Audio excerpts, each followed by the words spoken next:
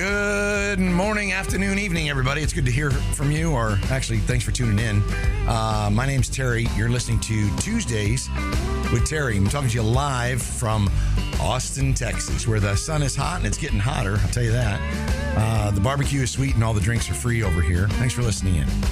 And do me a favor, if you don't mind, share this with a friend, neighbor, relative, family member that you think could use some uplift, some motivation, some, good ideas about business, some good ideas about self-empowerment or leadership. I'd love to have you share that. Anyway, today, what I really wanted to talk about was I want to do a quick personal inventory with you. And I just want you to think a little bit. Here's a question for you or for your business.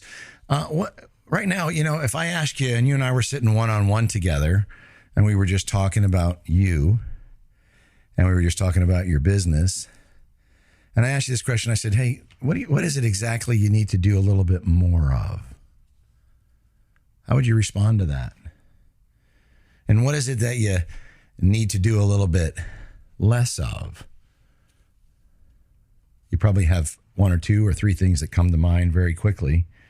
What have you done in the last 30 days to really improve you and take some time out for you? Certainly listening to this podcast might be one of those. But what are you doing for yourself? And how proud are you of your current performance? Scale of 1 to 10, you're blowing up, you're killing it, you're crushing it. Are you really happy with your current performance? If I had to give you a grade, or you had to give yourself a grade, what would your grade be right now?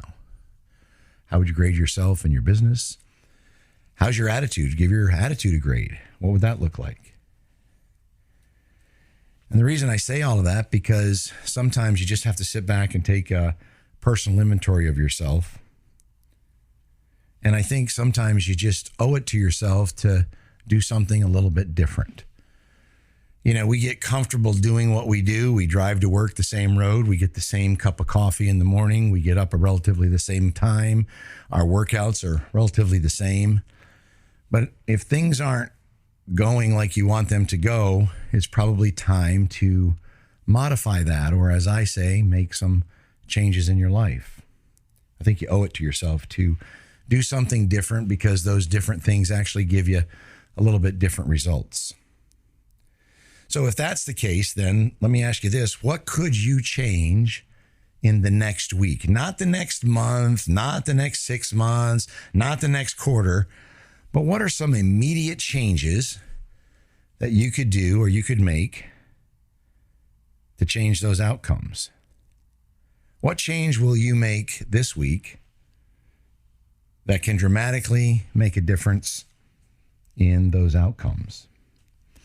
One of the big pieces, there's been books, there's been tapes, there have been videos, there's YouTube videos out on motivation and positive attitude, right? And when I say a positive attitude, I'm not talking about the little boy that goes home to his dad and he said, Dad, he says, I'm afraid I failed my math test. And the father said, son, he says, that's negative. You need to be a little bit more positive.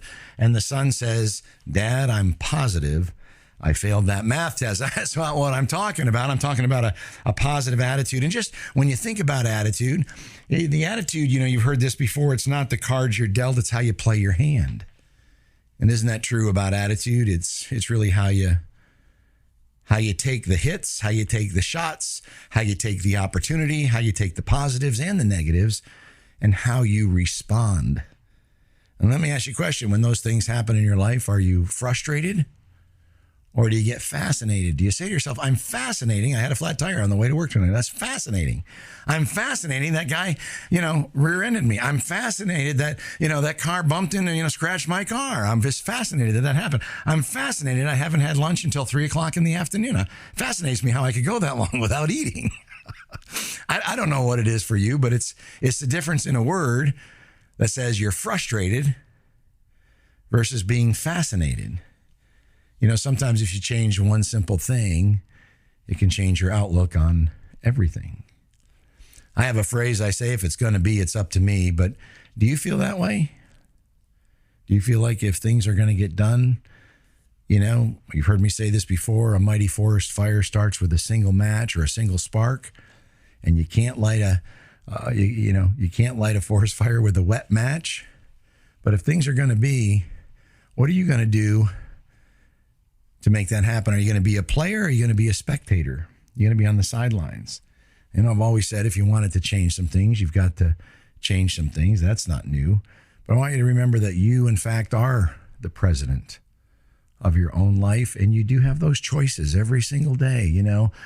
I know I talk a lot about gratitude, or I have in the past anyway, and coming from a position of gratitude always, for me, changes my attitude, and it comes from a place of love. And that's a great place to come from, especially when you're trying to coach a team. Do you have positive affirmations that you use, every day in every way? Things get better and better. Or I never see failure as failure, but only a learning opportunity. What are those positive affirmations that you look and you focus on to get through the tough times in life? There really is nobody to blame except yourself in life. What a great country we live in, what great opportunities we have, and we have the ability to choose.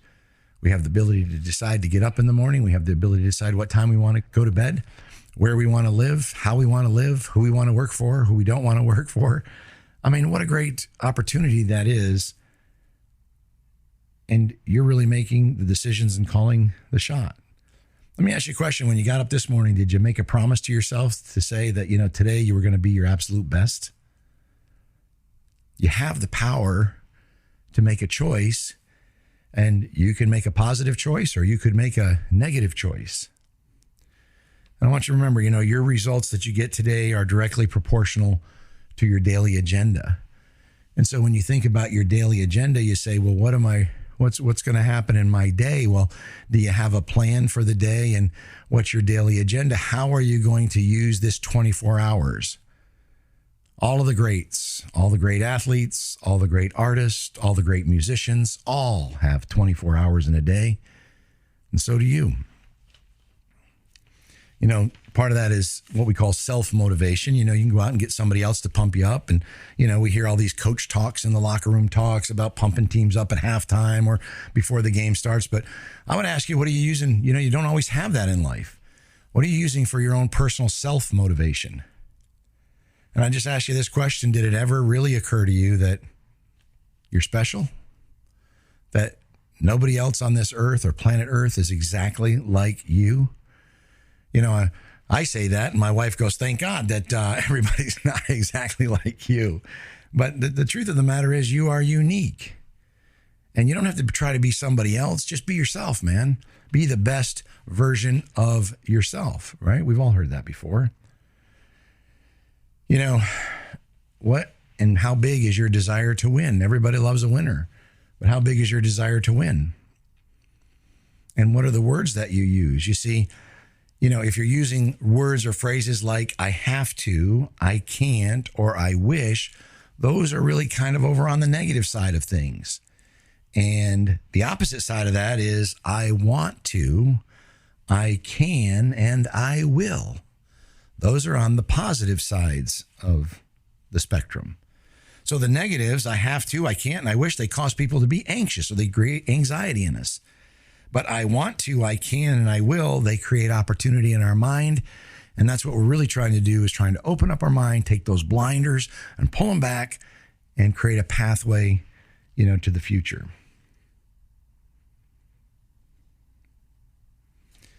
In any case, I just wanted to take a few minutes to chat about that. And, again, what are the things you can do this week to make a change? What are the positive? It might just be the words, right? It might be the words that come out of your mouth. It might be the words that you read. I just started reading a book called Make Your Own Bed. And and the same guy wrote The Hero's Code, man. Look those books up. They're great books. They're short, easy reads, but just really solid, good, positive, pure information to put into your head. What's that inner dialogue that you're having? We all have it. What are we telling ourselves? What's the story we're telling ourselves? We can or we can't. And let me just ask you this question. Has your fire gone out? Has somebody come down and watered down your fire? Do you have that burning desire you did when you first started that business? Do you have that burning desire in your relationship that you did when you married that girl? Do you have the burning desire in your heart when you first hired that employee to still stick with them and still help them out and still coach them and teach them and mentor them?